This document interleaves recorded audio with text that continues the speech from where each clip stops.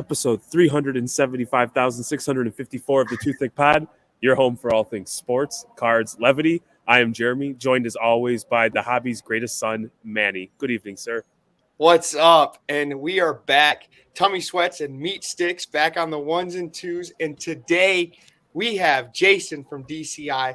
I've been excited for this interview because we met in person, and I would consider you a friend. So I was excited for this actual interview to have you on. So well man, me too. First of all, thank y'all for having me. And again, I'm right there with you. I was excited to get the invite to come on the Thicc Pod. I'm a listener, just as a supporter of Manny. Like he said, we met. We've been friends for a while through cards and all that. But I'm excited. I think I'm the skinniest guy to ever be invited on the Thicc Pod. So I at least hold the record right now anyway. Yeah. I was looking back through the other guests that you guys had on, and I was like, okay, I think I'm good by at least 20, 30 pounds on some of these other guys. But you're thick in your attitude and the way you go about living your life. And when Manny says that he's excited, I am not exaggerating. Think of like a giddy school child throughout the day who has the ability to text. You're a professional, Jason. You're working, you're supporting your family, trying to pay some bills. I'm doing the same. And Manny must have texted me no less than a baker's dozen times, letting me know how excited he is to chat with you tonight. Well, man, I share the sentiment, but I appreciate it. Whether it's at a show, like at the Dallas shows, or Manny and I actually met at a Dallas Mavericks game. Just coincidentally, we happened to be at the same game and recognized one another from Twitter, and stuff like that. Like small world, we just bumped into each other and have kind of been friends ever since. So I'm always happy to help. I love doing, first of all, cards and hobby stuff in general, but especially when it's with good people. So I have to give Manny a lot of credit, because if it wasn't for people like Manny in the world, I probably wouldn't talk to 97% of the people. And he just goes up and he's like, he automatically thinks he's best friends with everybody, tries to give him a hug, maybe a little kiss, is very handsy. And, to his credit, it works out well for him because he has no problem talking to anybody, anywhere. He is the person when there's 14 urinals, he gets right next to you and tries to engage in conversation. He's like shaking your hand at the set. You're like, what is going on here? Yeah, first time I met Jeremy, I came and gave him a back hug and squeezed him and lifted him up. He got excited, and that's how we got our podcast. I got that spot right above my hip bone. If you touch it the right way, then I'm just buttering your hands, man. So Jason, I do want to get into it. Kind of explain to the people that our thickalos is what we call them. The company you work for, what you do for the company, and how you got into the hobby. Definitely. So I, first of all, am the head of grading for DCI Grading. We are a grading company based in Dallas, Texas. We have an official slab, hard encapsulation slab grading company, just like you'd see from PSA Beckett. But we actually started as a group submission company that did raw card reviews for our customers. And that's kind of allowed us to build our grading scale over the last 3 years, and has led to the point now where we've got that slab hitting the market as that official kind of final product in the grading company. So that's what I spend most of my time on is grading cards. And when I say most of my time, I mean all of my time goes into cards and the hobby, and kind of either at shops or doing podcasts, things like that. But I started out just as a big sports fan who enjoyed cards, the art side of things, the sports side of things, not necessarily as a business, but just a true hobbyist. Over time, some of the guys that I was collecting saw an increase in value, and I was able to kind of keep it turning from, my early purchases all the way up into, setting up as a dealer at the Dallas Card Show, where I met Bradley, who is the owner of DCI. And the rest is history. From there, we decided full-time hobby was something that we were both looking to do. And again, started off as a group submission company for the other major grading companies, and now have kind of developed it into our own. Well, that was so that's something I learned because you're from Denver, right? Or Colorado? So I actually am from Dallas. I went to Okay. Colorado, University of Colorado for college. And So then I came spent, back. yep, Okay. spent a little bit of time there, and now I'm back in Dallas. Okay. Because I do see you. We'll get into more of your little PC Sure. and everything, because I know I want to talk about your baseball PC, your love of your life. So I do want to talk about that. But it's something I learned. I didn't realize that you were actually a dealer beforehand, slanging cards before actually getting your job at DCI. So that's kind of news to me. Yeah, and that's one of the things that we like, or I think that we think separates us from the other major grading companies like a Beckett or a PSA is that we were dealers in the hobby, right? Like we were group submitters first. We've sold cards out of dollar boxes. We still have the ability to go on and do whatnot streams and sell cards, and we like to say that we're a card company, and that DCI grading is just a wing of our card company. And like we like to keep all the avenues open, whether it's live streams, podcasts, things like that, going to shows, just not entirely focusing the business all on the slabs, right? Because there's so much other stuff to do in the hobby. Technically, you never have to grade a card if you're buying correctly. So, we like to try to be involved and create a personality that people feel they can come up and ask questions to the grading company, and how can we help you get better grades, things like that. It just helps not only us, but it helps the consumer and our clients as well. Mm-hmm. So, Jason, let's educate the people out there. My introduction to DCI was a few years ago, where I saw the value add was the raw card reviews, where I could send you guys a grip of cards, and for, I think at the time it was $8 to $10. Yep. I could get an idea like, hey, does somebody think these are going to 10 or not? Where if they weren't 10, I wasn't sending them in.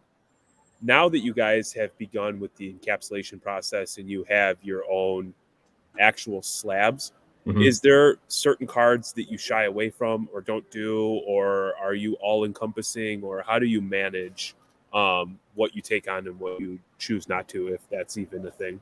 Yeah, absolutely. So just from a DCI standpoint, right? Like we are brand new in the grading space, right? We've been around for 3 years, but compare that to Beckett and PSA, who have been around for 3 decades and sometimes, and longer. That's almost no time at all, right? So we wanted to enter the market with a price point that made sense for every range of collector, if that makes sense. So if you have a $5 card and you want to turn it into a $25 card and a 10, you know what I mean? That $12 option is not going to cut into your margin. Same deal. If you have a $20,000 card that you want to sell for $500,000, well, you can still submit it for $12 because we're not going to charge you an upcharge for that service. That being said, we only have one size mold for our slabs right now. The way that we decided to enter that market was to try to fit as many different types of cards with one holder as we could. And that, obviously later down the line, we will be able to encapsulate virtually anything, whether it's a patch card, a National Treasures RPA, all the way up to, Pokemon cards, Yu-Gi-Oh, all the way down to the tobacco sized cards. Like we will have holders for those eventually. Right now, all we can take are 75 point cards and lower. So pretty much your standard paper and chrome stock cards. And that's going to be kind of where we see the most of our volume is in that size kind of range. And so down the line, we'll be able to do everything. But yeah, we wanted to start off with what made sense for like the majority of the products on the market. I like that. And it seems like you guys kind of take things on the slower. You're not trying to take too much on, because I did listen to your guys' podcast, and tell me if I'm wrong. You guys aren't trying to do like autos, like you don't want to, like the vintage autos. You don't want to deal with that, or are you guys doing autos now? No, yeah, we're doing it. We're doing everything. So again, it kind of took us to the point where we just now brought in a guy who's got 35 years experience with the FBI doing autograph and authentication. So things like that. We not only is our grading staff, our team of graders trained up on that, but also now with the slab, we have actually added a whole new department, the autograph authentication. And that was actually debuted at the Dallas Card Show this past weekend with tremendous success. That was really, really nice to see.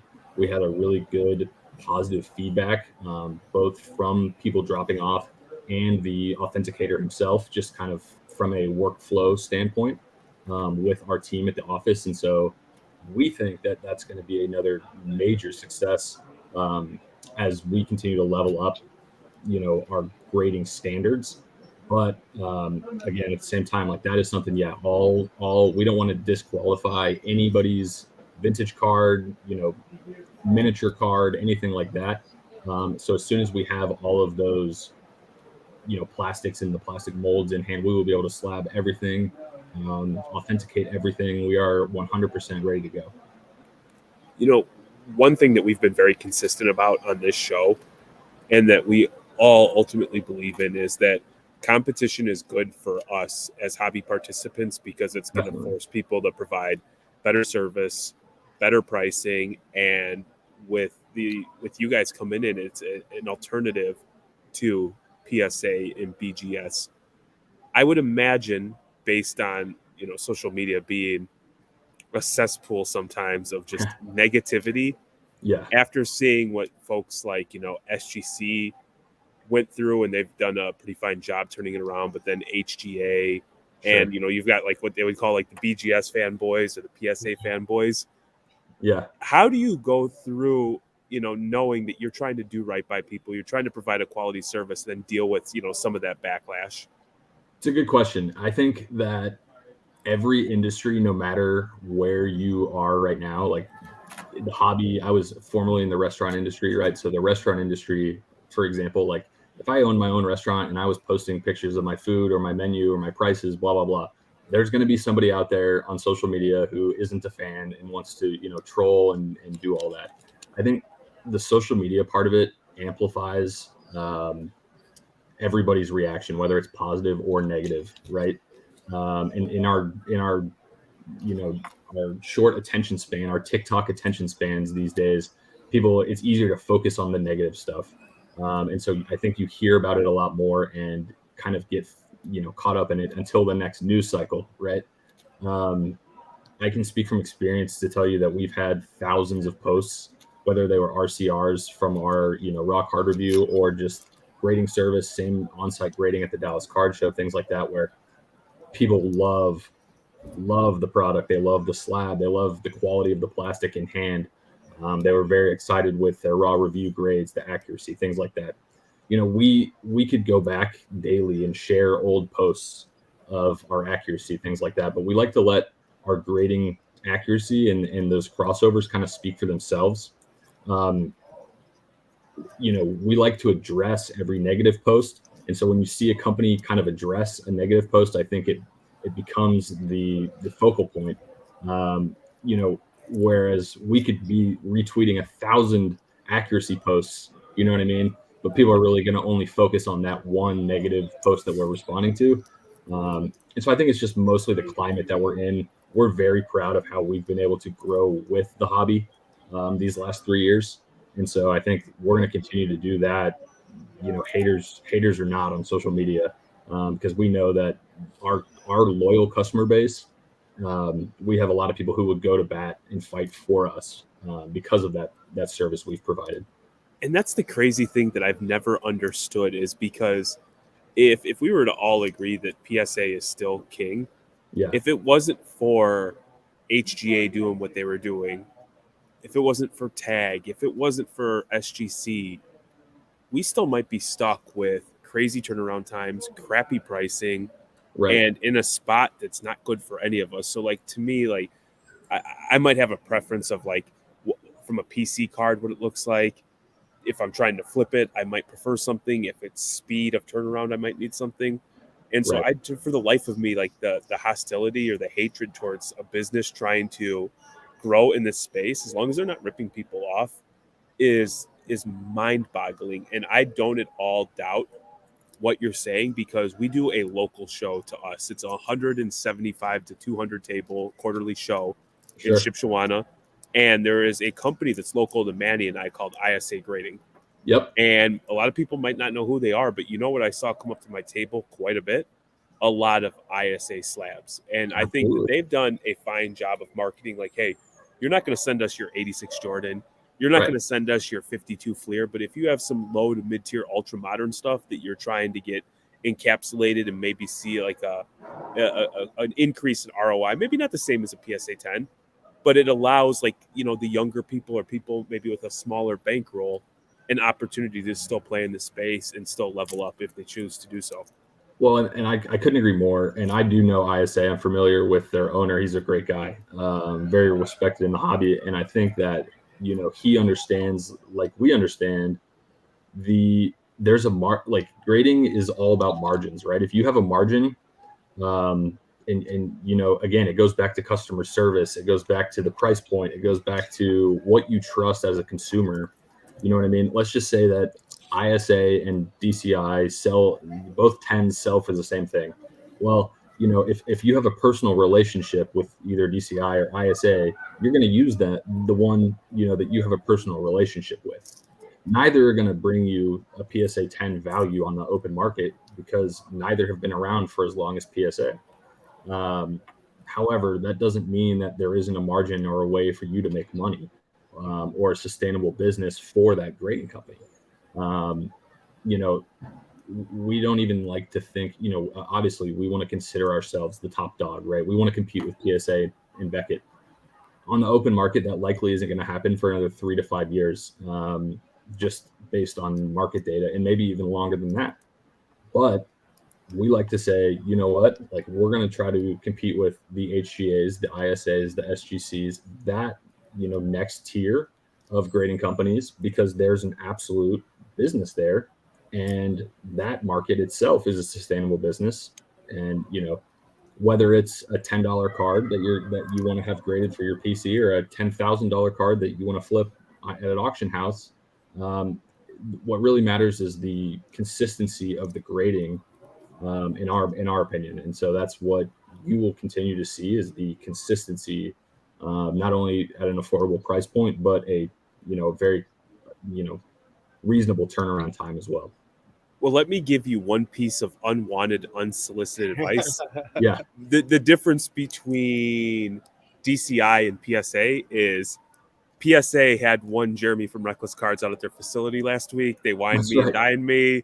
You know what I mean? They allowed me to free up. I did skip dinner with Nat Turner to go to Burbank, but I think any hobby person, even I'm sure Nat would agree, he'd rather hang around at Burbank than to sit and have dinner with somebody. So, as DCI grows, I just want you to keep that in the back of your mind that you've got a young man in Michigan who, I'm not saying that's the cause, but I mean, I'm looking at the facts there. Yeah. Well, hey, you guys are always welcome at DCI. You know that. Anytime. Manny's been he's been a day one supporter, so you guys are always welcome. Oh yeah, I went to this before the podcast, Jeremy. Like Jason was saying, people with grading companies, they're very they're outspoken on what they like, and there's a couple of us that went to bat for DCI because they were trying to like belittle him at one point. I love like the first time I met him at Mint. This is where I started to like DCI. I met Jason at the Mavericks game, but their actual like setup was at Mint last year, and I think you guys are going this year, right? As well. I'll be there. Yes. Okay. So what I saw them doing was for kids, right?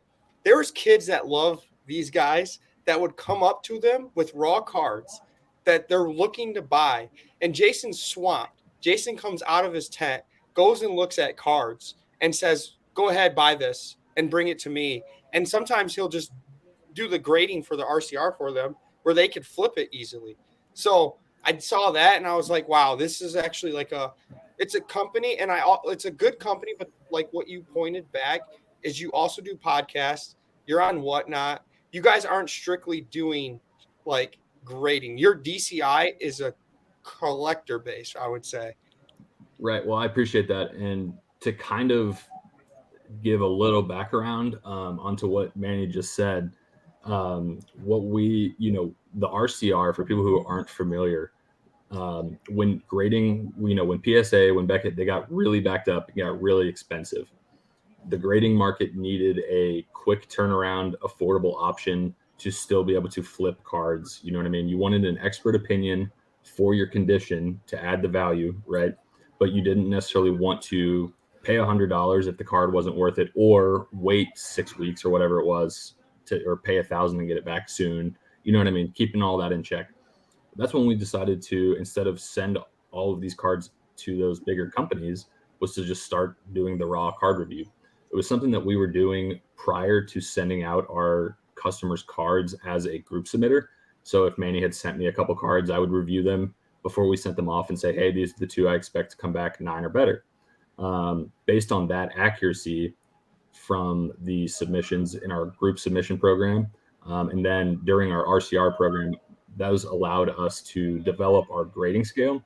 But what's really, what really has made the difference for us is that it's stayed consistent no matter which company you send it to. So what we like to say is we grade your card. People like to say that we're tough, but we like to say that we grade it true to condition, and that we're really not looking to play games with the market, if that makes sense. Like, that's all on you at the end of the day. Like, we didn't make the card as the manufacturer, so we have no reason to grade it a 10 if there's a defect, right? Yeah. And so that's something that we like to be honest and tell people when they come up to the booth. Hey, this card probably is not going to get a 10. Does that affect your margin, right? Is a 9 going to cut into your margin after grading fees? Things like that. We really like to try to provide education to people on the front end, because it doesn't do me any good to take a $10 card from you, charge you $5 for an RCR, and then have you sell it for $15. You're not losing money, but you're losing time at the end of the day. And you know what I mean? The reason that you brought your card to DCI in the first place was obviously to get it graded, but the theory of grading is to increase the value, right? So prior to you dropping it off, if I saw that there was a white corner on a $5 card, I'm going to say, hey man, this one probably isn't worth spending more money to increase the value. You know what I mean? Hey, go sell this one now, get another one and bring that one back. And let's try to increase the value on that one. Just little tips like that. And it goes a long way for people who are entering the community. And we see, our market being the kids, like you said, Manny, the kids who right now are into cards. When they have expendable income in 10 years, we want them to realize, hey, DCI is the brand. 10 years ago at the National, they gave us free shirts and free whatever. These guys have been cool for the last decade. I know Jason personally, blah, blah, blah. You know what I mean? We know that the 26 and above, you know what I mean? Especially people who are collecting vintage, they have no use for a new grading company. It's the next generation of the hobby. It's the next, wave of people entering sports cards as an alternative asset class that we want to market our services to, if that makes sense. Yep. No, and then I want to get kind of pinpoint, because we do have a head grader here, Jeremy. Jeremy went to PSA last week, like he said, and he talked to a grader. This is opinion to grader, right? Sure. I had a question for Jeremy, but you probably would be able to answer it a little bit better. With grading and the opinion on it, this is a personal question. Maybe someone else likes it. So, like for a surface issue, right? Mm-hmm. If dimple, or let's say you have like a chrome card, if the dimple is closer to the face or the body, does that affect it more than it would be by the edge? This is very specific, and I had this on my mind all day, and I'm like, I'm going to ask Jason this, because I tried to ask Jeremy, but he didn't want to say what a grader would, like, it's an opinion. It's a good question. And again, it's always somebody's opinion, right? Yeah. If you have a chrome card that has a dimple anywhere on the front, right? If it's on the top corner, if it's on the middle, on his belt or whatever, it's still a defect, right? And so it should still be graded the same way. Eye appeal is something that will always affect, how a card is graded, especially vintage. If the dimple is harder to see, you probably are going to have a chance at a higher grade than if it shines in the light and your eye immediately catches it when you look at the card. But yeah, it's still technically a defect, and so it should be graded the same. Okay. As you could tell, I got screwed by a dimple recently, so it's been on my mind for a while. Yeah. So we had and again, I want to be clear, I'm not speaking ill, I'm just sharing my experience, and I'm not the sharpest person, so there's a good chance that I misinterpreted and read everything wrong. But we were we were afforded the opportunity to sit in a room with an experienced grader. Sweet. And we had a stack of cards that were submitted, and we got to talk about like, why did this get this? Why did this get this? And the one thing that I found to be like just kind of refreshing is like, yes, on some of these websites they have like a criteria of like what's allowable from a centering perspective, what's allowable, like, and so we started talking about a card that we knew had dimples. Yep. And it 10. And for the life of us, we couldn't figure out because per the criteria, right, it shouldn't have been 10. It shouldn't have 10. And so like the strategy behind it was like, hey, we're submitting a bunch of cards and we want to throw some sacrificial lambs in there because it's kind of like we don't really know. We have an idea of what goes on in there, but you really don't know how the process works. So like if the guy's having a bad day and he's going to nick a couple, if he's going to dock us a couple cards, well, let's give him the cards too. Right. And that might be a foolish strategy or not. But the thing that ultimately I found refreshing was like the guy just holding it up essentially 24 to 36 inches away from his face and then just talking about the eye appeal of the card. Yep. Yeah. So again, the eye appeal always matters, right? If it's something that, you know, and I can't give, you know, behind closed doors, like a look into PSA, right? Because I've never been behind there, so I don't know their process any more than y'all. But you know what I can say is that maybe that grader didn't see it, right? Like didn't see the dimple, and everything else appeared to the naked eye to be gem condition. That would be my only guess. You know what I mean? Like where if that dimple was much more, you know, obvious to the naked eye, I'm sure it would have been damaged. But at the same time, not every 10 is a 10, not every 9 is a 9. Unfortunately, that's just part of it. When you get to that level of volume, the amount of time you can spend on each card just gets lower and lower.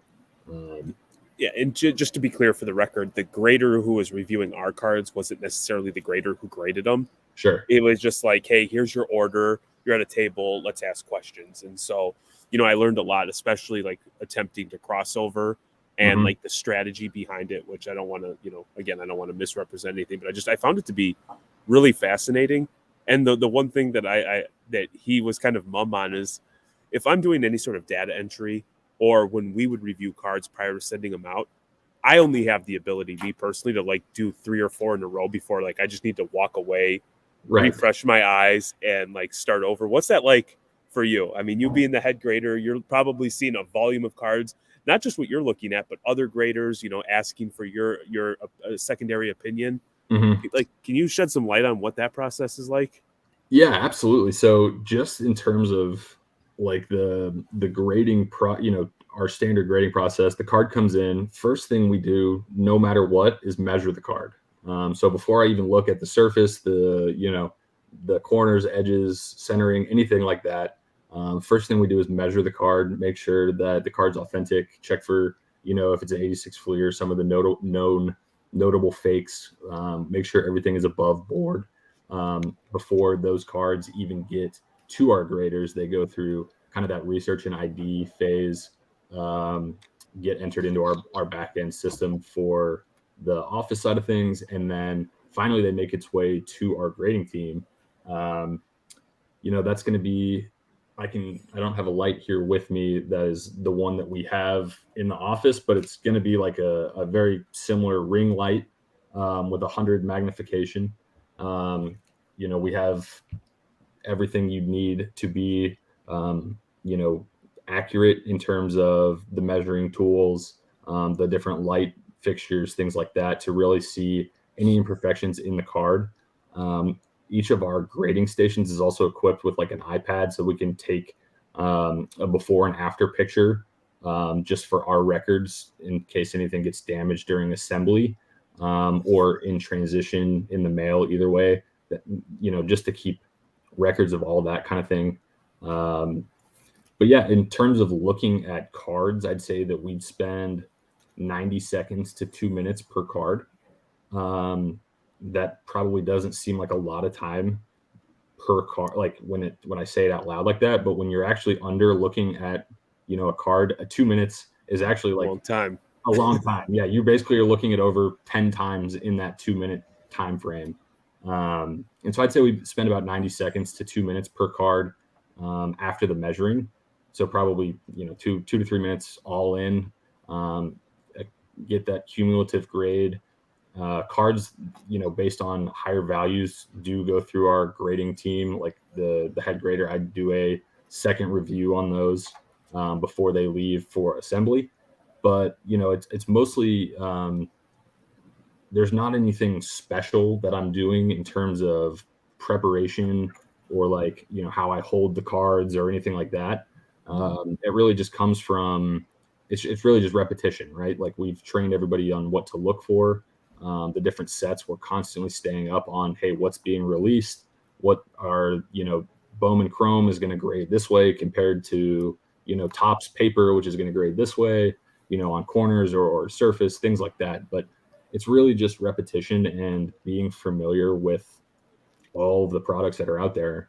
And you said 4 or 5 cards. Prep, I have roughly 2,000 cards sitting on my desk right now, and I think the most I've ever done in one show was 1,600 in one day. Oh my God, dude. In a weekend. So we had a 2-day show. It was a 1,600 card weekend. You psychopath.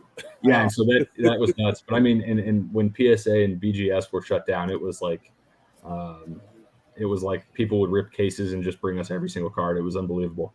Well, Manny, one thing that they were talking about, and again, like some of it's just so nuanced you wouldn't even think about it. Like they were talking about the measurement, and it's like, what is it, 2.5 by 3.5? Yep. And then the certain brands, the way that they're actually cut at the factory, so they would look for the cut pattern on the card. Yep. And if that wasn't consistent with what it was, even if it measured, that would be like, what was it, like min size it or whatever. Yep. Or evidence of trimming or whichever. But yeah, we actually sent, something that we see a lot is people who have had cards for whatever era in a screw down case that isn't recessed. And what happens is, the screw down case, it gets pushed together so tight that the card actually expands. And so we've actually had to give authentic cards back to people that weren't trimmed or altered or anything, but they didn't fit in our holder. And so I had to explain, I was like, hey, just, leave this out of the screw down case. And over time it might shrink back down to normal size, but unfortunately it doesn't fit in our holder. There's nothing wrong. You haven't altered it or anything like that. So there are some just tricky, one-offs that come through every now and then, stuff like that. But it's, that's one of the things that we stay on. Modern fakes are becoming, the technology for modern fakes, especially Pokemon, is becoming very, very prevalent. We get fake Pokemon cards in all the time. And that is something that we are, very, very, keen to checking, is that Pokemon and everything that comes in is just above board. What I can't believe people are still altering, because I did see on, like, was it Card Porn? Actually, Courtney, so Jeremy's wife, was on Card Porn. I got to say it every time because she got to meet Courtney at the Dallas Card Show over the weekend, by the way. Oh, did you? You met Courtney? Yeah. Okay. Yep. But she's becoming famous. She's on Card Porn now. But she brought up fakes that in the hobby. Much better this time than the first time on Card Porn.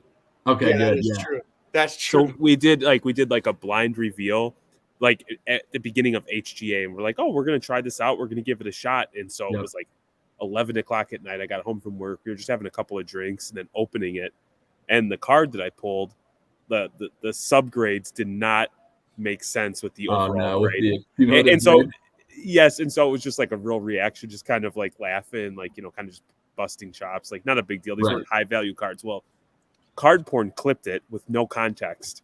Right. So at this point, you've got guys coming out saying they don't like Courtney's fingernails, as if that's important.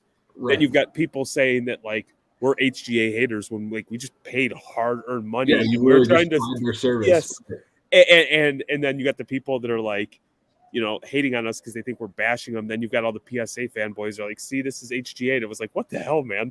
Yeah, it's like, you guys need to relax. And that's what I mean. The social media, like, it gets out of control. It's amplified so quickly. Twitter's worse. Twitter's way worse. Twitter is worse, Twitter's really fun, and it's a great community. Like I've met so many great, my connections all basically come through Twitter. Yep. But it is. You've got to be able to disconnect, because it can be toxic. You know what I mean? Sorry, man. I completely disrailed your story to tell a story about it's fine. us being shit on as a result of card porn. So go ahead, please. That's fine. No, we're just talking about how the fakes, and now the recent news with the top finest fakes from PSA and VGS and SGC. So being like you said, keen on these cards, like if you let one slip, it could be the downfall of DCI. So that's a good thing that you guys are like, and time to find those. Yeah, and again, like you said, you know what I mean? It's really it's discouraging for somebody in my position, right? To obviously, like, that's all we care about, right? Is like we're not going to slab a fake card like intentionally for $12, right? Like the $12 for that one slab, is such a minute amount of money for like the reputation of what DCI can make in the long run, right? That's something that we understand, and we scrutinize that daily to our grading team. But it's like what I was gonna say, it's disheartening to see, like, we're not perfect. Like, we have made mistakes before, you know what I mean? Like, we've graded altered cards before, we've graded a fake Pokemon card. Like, it happens, you know what I mean? And whether it was RCR, so it's not in the DCI slab, it's not things like that, but it still went out to the market. It was still on social media, things like that. Listen, we don't feel good about it. We didn't want to do that. We weren't intentionally being negligent or trying to do that. We reached out to the person, we made it right. Since then we've changed our protocols and things like that to make sure that doesn't happen again. But what's really discouraging is when that happens, and it happens at PSA, it happens at BGS, it happens at all of these companies, Panini, you know what I mean, and another, different avenue of the hobby. But Panini puts redemptions in every product. That's an unfinished product, technically. Yep. So there are things like that. You could say it's a mistake, blah blah blah. What's really discouraging is when the entire hobby wants to see that company fail, if that makes sense, instead of like, and they pile on and say, yeah, see, like, these guys have no idea, this is just some cash grab grading company, right? Instead of being like, hey, like, mistakes happen, it happens at PSA, it happens at BGS, you know what I mean? It's one of those things where the steps that the company's taken to get better and continue to level up, to continue to better the hobby, like you said, we need competition, we need all of this change, because it makes everything and everyone better. It's hard to get excited about like making those adjustments and like leveling up and stuff, you know what I mean? Just to know that you're always going to be, the fifth grading company or like the new grading company, and people are just going to want to see you fail until there's 20 years of market data, right? Proving that the DCI 10 adds value or whatever. So it's a bummer, but it is something that we are aware of, you know what I mean? And like, regardless of what people online say, we want to catch those for our reputation and for nothing else, right? Like, we care about the product that we're putting out, and that's the end of the line, right? Like, we don't want anything with our name attached to it to be controversial at all, Exactly. What? Go ahead, Jeremy. I was just gonna say, to me, we try to dabble and sample everything in the hobby. And so what you said about you guys, just participating in different parts of the hobby, that resonates with Court and I, because one day it might be content creation, one day it's just buying and selling, one day it's social media, one day it's marketing. It's just on any given day, whatever brings us joy and happiness or some form of escapism is how we participate. And so one thing that we vowed we were going to do a few years ago. Now, mind you, I'm old, so being on social media is like foreign to me, and sometimes it seems a little odd, but it's like, let's share our experience, good, bad, ugly. I don't take myself serious, and let people learn from our mistakes or capitalize. And one thing that I think somebody could do if you're at the Dallas show or you guys are set up, and this is something that legitimately just happened to me, is a LeBron auto walked up to my table. Sure. And I was like, I don't have the bankroll to just go and buy a $5, $10, $15, $20,000 card without making moves. Sure. And I'm like, this might be my opportunity to level up if this is in fact authentic. But then I was like, I don't know. I'm smart enough to realize if it's too good to be true, like, everything Right. with the guy selling it all made sense. Everything, like, he was on the up and up. And I'm like, you know what? We have the local guy who will do a raw card review. Hey, buddy, how about we, I paid the $10, you paid the $10. Right. And so, long story short, the value that service provided at that show prevented me from buying what ended up being not an authentic thing.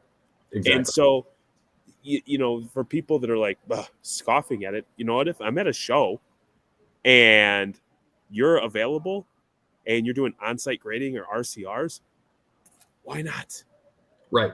Why not? Like, so, and not to cut you off, but I completely agree. Like again, I was talking about our local following, or our big following, our religious followers, people who submit to DCI regularly, are people who have used the service and benefited, right? So like they used the service, it made sense, they made money, and now they come back. And all that was them trying it out to see, hey, is there a margin that works here for me, right? I would say, I don't have the exact number in front of us, but well over 80% of our customers, once they try DCI, would send in another submission, especially for the RCR. This past weekend, the Dallas show was our first time having the slabs on site in people's hands. Again, terrific reaction from the Dallas card show. The price point is never going to be lower than what it is right now. This is kind of like our introductory rate. So anybody who's listening to the podcast, I implore you to give us a try. I can kind of show off one of our slabs here so you can see what they look like. But that is a DCI slab. I'm a little biased because I work for DCI, but seriously, the amount of work that went into these things, like, we did not skip any corners. They are completely custom made. They're extremely high quality. The protection that they afford your collectible is second to none across of all the grading companies, Beckett, PSA, all that. The plastic and the protection are going to be top of the line as far as, grading companies and slabs go. This is as good as it gets. The only thing that is going to continue to build over time is that reputation and the market value in an open market. But what it really takes, like the thing that will expedite DCI's value in the hobby over the next 2 to 3 years, are guys like you and guys like Manny, who go to card shows and don't necessarily set up. And if you're a dealer, great. But if you're just a collector, that's also great. Is buying and selling DCI slabs and believing in the value, believing in the condition, and not underselling it just because somebody is trying to, discourage the slab, right? You always hear buy the card, not the grade. That should be 100% true for all DCI slabs moving forward, because that is how we grade them. You know what, Jeremy, you know what they do? Because I tune in on Jason's live sometimes on Whatnot. He's on Whatnot slinging like cards all the time. But he offers grading. When you buy the card, you could grade it on site and he could ship it to you. So he has like that in deal where you, on your Whatnot, buy the card, grade it, and send it off. I thought that was kind of unique that you guys do, that no one really does. Because you guys are still, I would say, it's like a smaller compared to PSA. So you guys, sure. Yeah, I could come talk to you. Absolutely. I can't go and talk to like PSA employees unless you're Jeremy and they're bringing you to California, right, taking you whining and dining you, right? Yeah, whining and dining you. So I'm not at that Jeremy level yet. Yeah, he's got the platinum account. Yeah, at one point I can't. Right now he's probably at BGS headquarters, so I don't know where he's at right now, but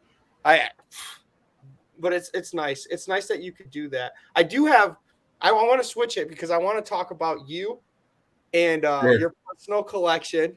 And I see some weird shit that you open. I'm just gonna say it. This guy does WWE, then he'll go to NASCAR, then he goes to like TCG stuff. You do it all. So what are you doing right now? UFC? Yes. So thank you, Manny. I like to say that. Okay, so again, I love ripping wax. So if you don't know me, I love to rip wax. That was my escape. You know what I mean? I love to rip wax. I love to rip anything. Like I started ripping Topps series or Topps Update baseball in 2013. That was my first, big product. Arenado rookie was in there, Machado rookie, and some others. But I was living in Colorado, and that was Arenado's rookie year. So I, as a Rockies fan and just a baseball fan living there, just started picking up his stuff here and there. Obviously, he turned into an all-star and a pretty good player, and so I was able to parlay, those early buys and grading into, just leveling up the collection.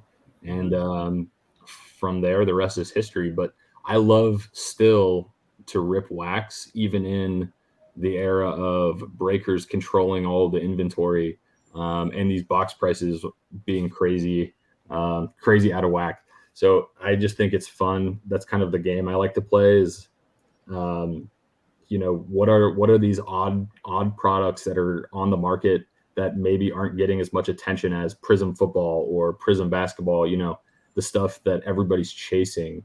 Like if I can rip a case of Prism NASCAR and make my money back for the cost of 2 boxes of Prism football, you know what I mean? I'm going to rip 10 cases of NASCAR just because it's, more fun and it's a lot more product. But at the end of the day, it's all about margins. Again, it's, what can I pay up front and recover the most of back either with grading or hits. I just feel like basketball and football got so out of whack between box prices sealed and the single prices being realized on the market that I had to look for other options, right? Like a sub $2,000 case doesn't exist in basketball or football, but the most expensive product in WNBA is Prism, and a case releases at $1,500 every year. You know what I mean? So I'm going to rip a case of WNBA for the price of 1 or 2 NBA boxes, and just on the odds of the product, right? I'm going to get way more golds, way more color, way more autographs. I'm going to have way more fun opening all the packs. And yeah, the hits might not sell and make crazy money like some of the basketball stuff would, but for what I've spent on the front end, it's a no-brainer.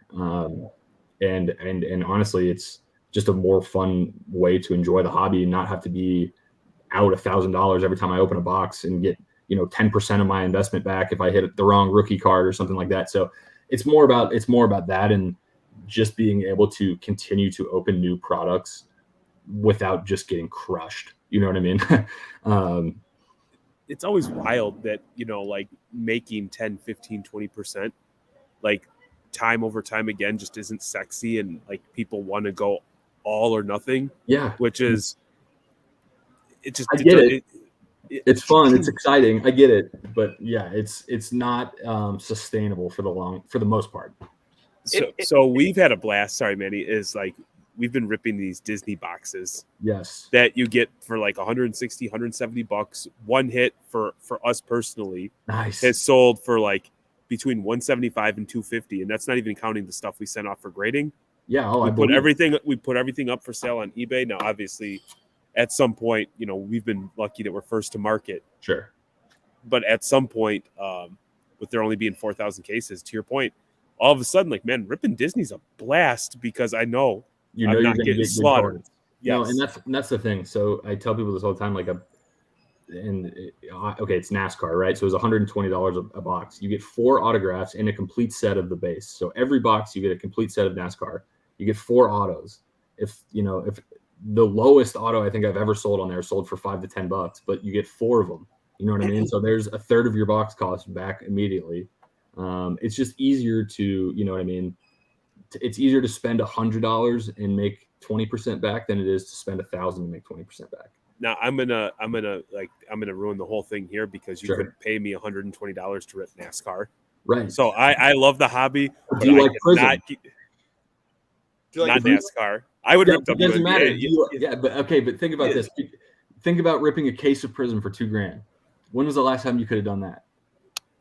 Oh, I don't have your money, Jason. That's No, I can't even afford to think about that. He can rip that now. No, I experienced it like that. I don't know if you've seen, but I've been ripping TCG like crazy. I bought a case of Marvel, and it was $1,200, and you get 4 gold labels in the case, and those gold labels are selling for a lot of money. Dude, it's awesome. Yeah, and I sold the base set. I got 5 base sets out of that case. I was selling for $100 each, so I made 500 of the 1,200 back before I got my hits out. The main thing that, and I tell people this, they're like, why do you rip so much WNBA? Why do you rip so much NASCAR? Why do you do this? Blah, blah, blah. What I found is, especially for the price point, and I don't think it's expensive, and I think they could charge more for those products. They don't yet.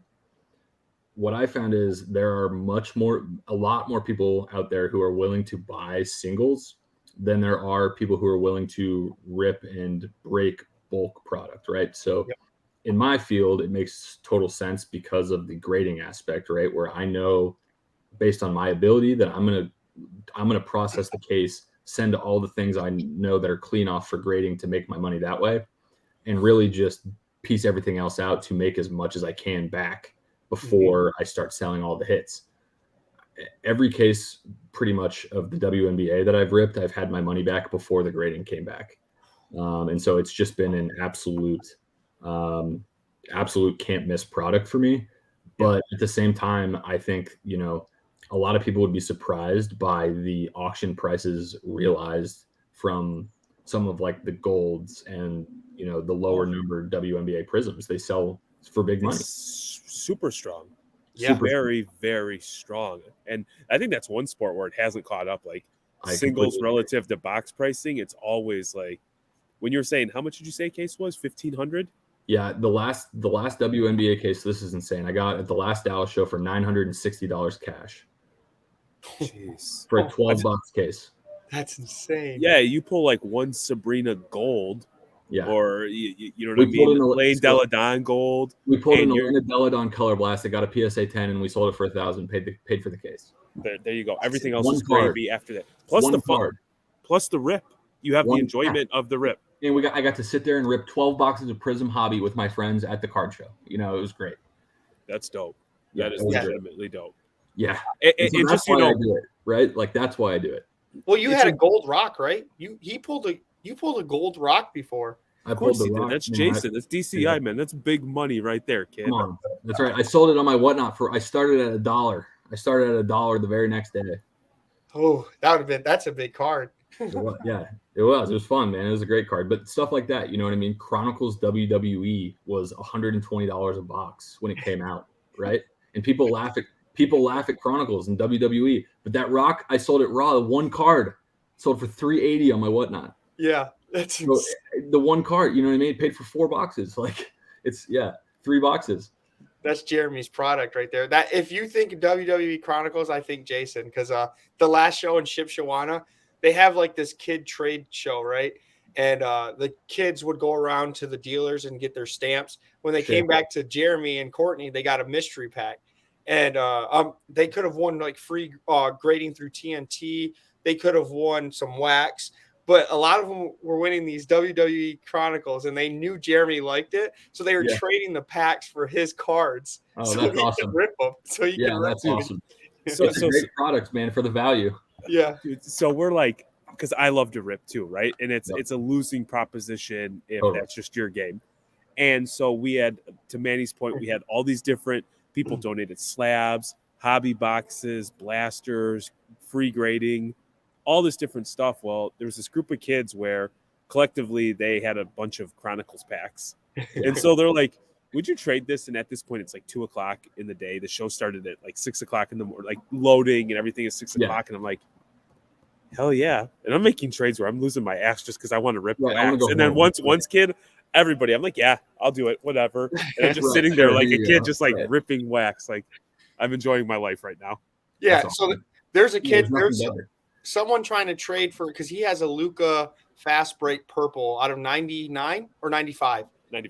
95. There's someone trying to trade for this Luka and asking questions, and I look over and Jeremy's ripping Chronicles. He's like, "Hold on a minute, I'm ripping." I'm like, "Jeremy, there's a guy that Like, wants I'm your busy Luka." right now. Tell him to come back. This guy's like flashing like, thousands of dollars in cash. And I'm like, yeah, I'm going to open some wax first, man. Yeah, right. Just give me a second. I got a Chronicles pack here. Yeah. Well, I do want to get into like also Jeremy, this is where you're going to make fun of Jason and I because we share the same common interest of our teams that we like. Mavs, what's up with Luka? What's up with Luka? Man, what's going on? I don't know. I was at the game last night. I went to the game last night, and they played the Grizzlies, and Luka didn't play. Luka didn't play. Kyrie didn't play. Ja didn't play. It was basically like watching Manny play pickup basketball. It was bad. It was bad last night. I don't know. I think the Mavs, they've got a little bit of time to figure it out, but not much. Mm-hmm. Luka's the best player in the world and will continue to be for the next 2 decades. Yes, that's all I have to say about that. But I think they need to get him some help. But that guy's unbelievable. Just out of curiosity, why do you think I don't like Luka? I'm holding Luka cards. There is not a man that I want to be more successful in the world right now than Luka. Until you sell the cards, and then you're going to be like, he's the worst. I've never said anything bad about. He's awesome. Luka's the man. He's a Bulls guy, and he talks so much. Courtney was giving me crap about the Cowboys earlier today. Well, I will have to go through my collection and look because Courtney was telling me that you guys are big Patrick Williams collectors. So I will see what P-Will I can get, maybe slabbed up in a DCI slab for you, and I will send as a gift for having me on the Too Thick pod. How about that? There you go. You're winning. I mean, you haven't flown me out to Dallas yet, but I mean, this is a step in the right direction, Jason. The least I can do. Yeah, right. That's exactly right.